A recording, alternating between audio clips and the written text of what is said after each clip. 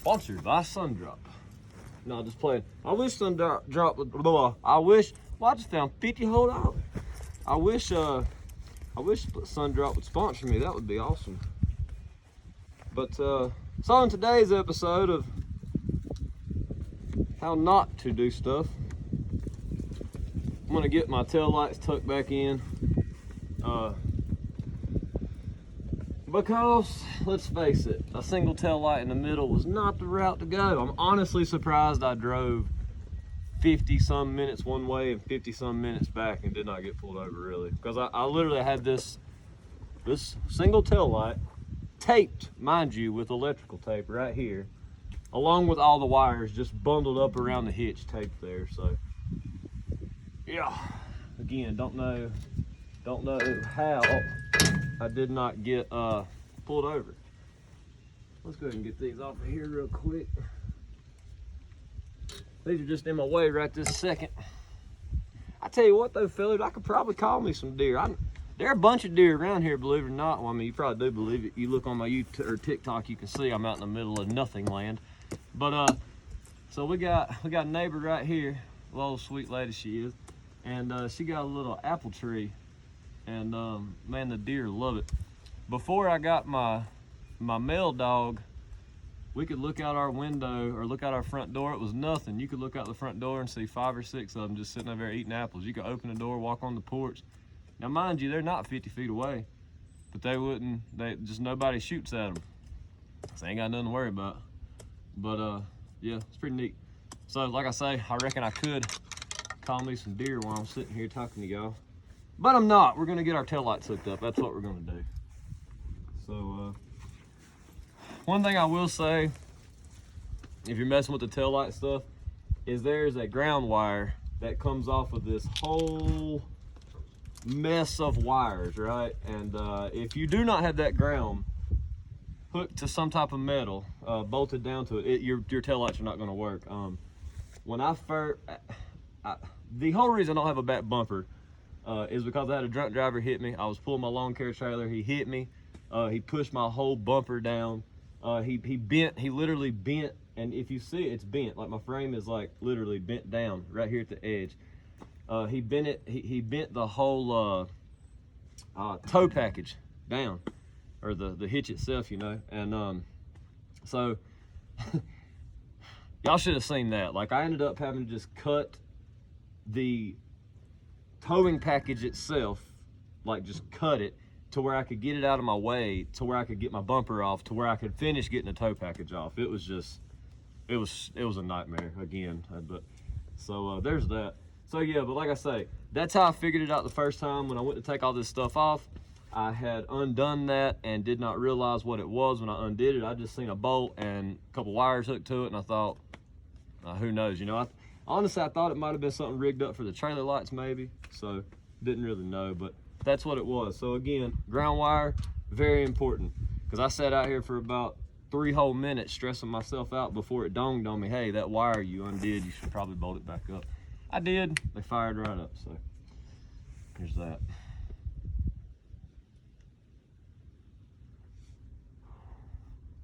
One thing I don't know about though is I've never actually seen how difficult it is to get the wires up to. Oh, that's not difficult at all. Okay. So, I'm assuming they're. Let's see. Okay, so when you're looking at it,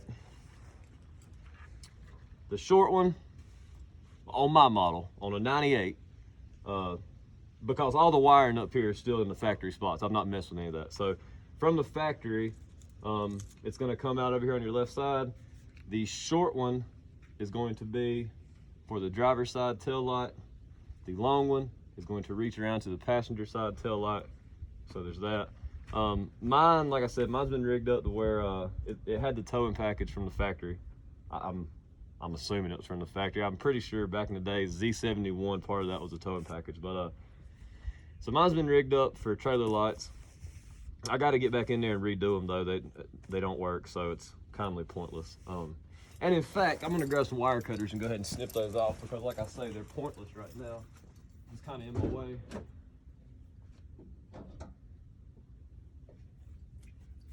need some tape. Good old electrical tape. Where you be, man? Uh-oh. Uh-oh. Uh-oh. If I ran out of electrical tape, it's a bad day, fellas. No, I knew I had some. Tell y'all, if ever comes a day Mr. Hass runs out of electrical tape,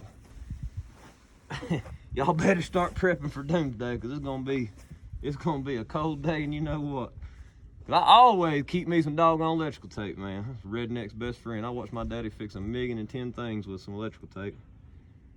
Let's see. Where did they? Okay, this is where they spliced in at. So what I'm gonna do is this is already spliced in. Again, it's not working. I'm assuming it's probably, I mean, this is all grungy and nasty. God only knows how long this has been connected like this. So, like I say, this is probably why they're not working. It looks like it is color coded. Yeah, I have spray paint on mine, but it is color coded to match the harness that you can buy from Walmart, Advance, wherever. So just remember that when you go to hook it back up. If you go to hook it back up, it is color coded. So white, green, black, yellow, and this one hanging off the side, not sure. So that's good. So yeah, we can go ahead and cut these, tape them up. So I'll just buy me a whole new kit or whatever. No biggie. No big. I'll shoot the shot. I'll come in there hot. Should have been a wrapper. All right, let's kind of get this fairly dried off. Hey, I seen this cool thing earlier today, and I don't know if I'd do it or not, but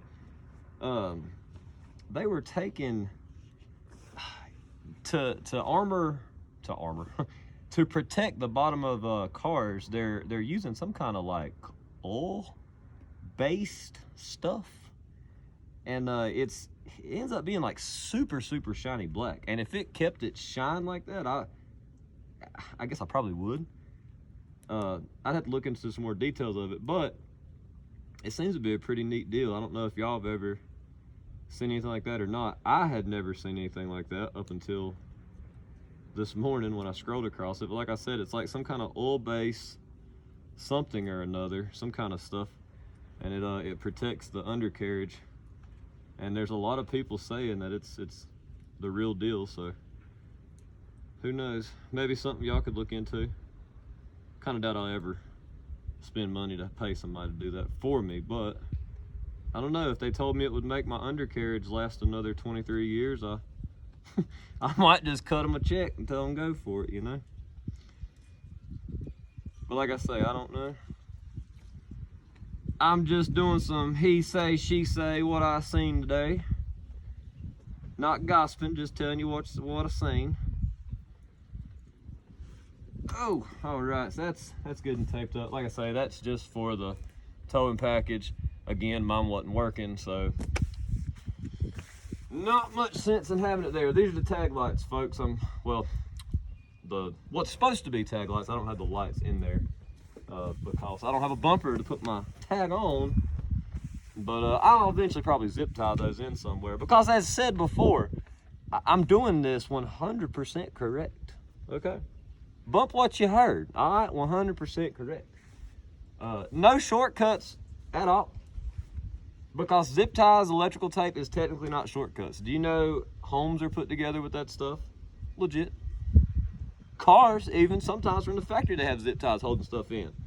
Tape, I've found where stuff's been taped up from the factory off my truck. I'm just saying, man. Professional. You caught cutting corners, caught what you want, but I'm calling it done. All right, so let's get this back up in here. And guys, mine are just, I swear, mine are about worn plumb out. They have seen better days, you could say. So let's see, this should just theoretically slide up through. Ah, look at that. Well, you might not be able to look at it, but I will show you in just a second.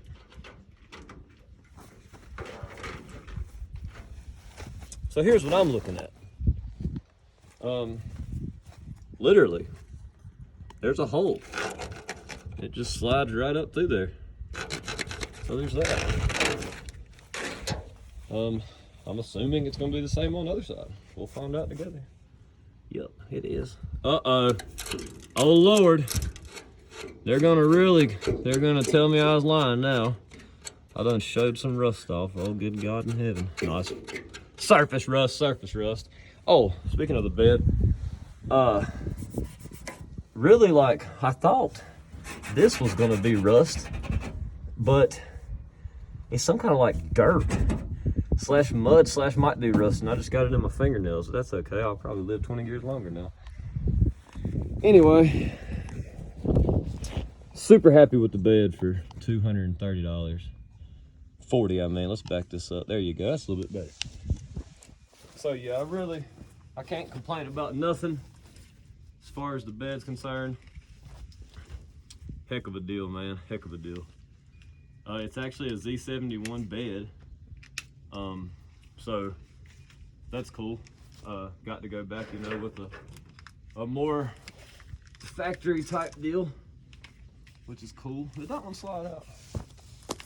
It back did, didn't it? What I'm gonna do, tuck you in there, you can't slide that. All right. In the hole we go.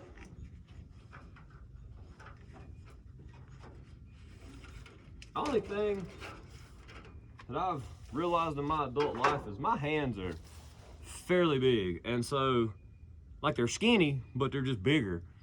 They're kind of like the rest of my body, you know what I mean? Skinny, but just tall, bigger type deal. So, dude, it is a pain sometimes trying to get my freaking hands in these holes.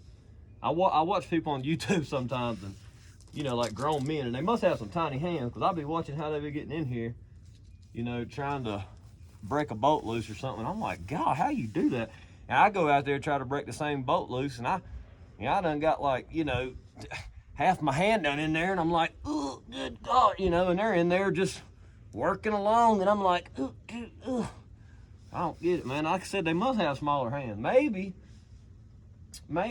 mechanics just have smaller hands in general, maybe, for that. But if they don't and they have big hands like me, God bless them, high fives, because I feel for you, man. I beat myself to heck and back over the past few days. Guys, nothing underneath these trucks are forgiven, man. When a wrench or anything slips underneath this truck, I just close my eyes, because I know my hand's gonna smack something, or my arm's gonna smack something, and when it slips off, I just close my eyes. Oh! And then whatever happens, happens. And I look and I'm like, ow, there's another war wound. I'm gonna have some freaking leather hands by the time I'm like 50. I mean, they're getting there already at 32. Give me 18 more years, Lord, I'll have some leather hands. Dude, again, Sundrop, you wanna pick me up, man? I'm from the Carolinas. Actually, I'm pretty sure Sundrop, if I'm not mistaken, started out in like, I think one of the first plants was in Gastonia. If I'm thinking right, I could be completely wrong. So don't quote me. But I think I know one of the first Sundrop plants was in Gaston County, Gastonia, off Franklin Boulevard. That's what we used to cruise when I was 18, 19, 20. We always cruised Franklin. It's about like 70 around Hickory, but it's dead now, though, fellas. There ain't nobody going out through there. I went back home about 7-8 months ago, see my parents for a little while. I took my truck out for a little bit, I drove it down there. And I said, well, I'm gonna go out to Franklin Boulevard for a little while. My daddy said, why ain't nobody out there? Well, I just wanna go see, you know. I had to see it with my own eyes, because I'm hard-headed. By God, he was right. If I seen one other truck, that was it. And I think it was a grandpa driving it. One thing I am going to do, guys, is just go ahead and, you don't have to, it's just, I don't see why not, you're already here. Go ahead and throw you some tape around, you know, just a couple places here and there. That way these these plastic pieces won't come back open, you know what I mean? They'll stay fairly shut. And just note to self, these plastic covers are not meant to like be watertight, nothing like that. Like, it's not helping as far as moisture. All this is just so if you're, you know, your wires aren't getting pinched against metal or anything. I'm sure a lot of y'all knew this. I'm just saying, just trying to be helpful. Again, trying to make helpful videos, man. Let's see. Let's get you in here now.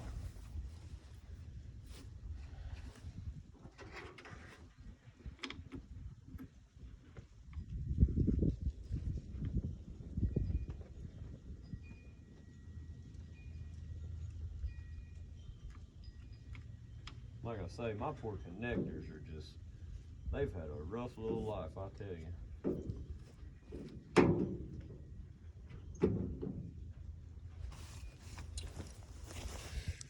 There are, let's see, let me get y'all back focused in. There's two little pieces that poke out, there and there, and they slide in those two little slots. That slot, just like this. And sometimes they don't quite pop in the first time, but you'll know it because it'll pretty much sit flush without really having to put a lot of pressure on it. They are hard to get in sometimes.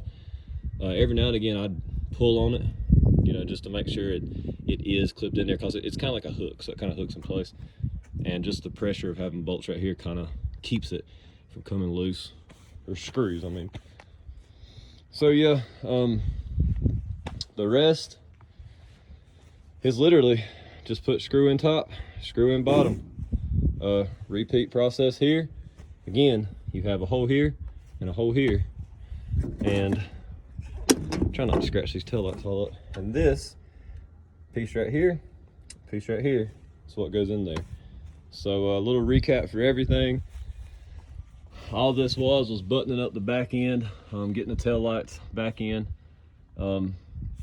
If you ever go to replace tail lights, replace, you know, a bed, any of this stuff, you'll have to get all this stuff loose. The shortest one goes to the driver's side, longest one goes to the passenger side. Pretty self-explanatory, but I had to figure it out too, and that just made sense, and sure enough it worked, because I actually checked online and figured it out. But so there's that. Again, man, really easy, but she's gonna look good when she's all buttoned up. So I hope y'all enjoyed that video.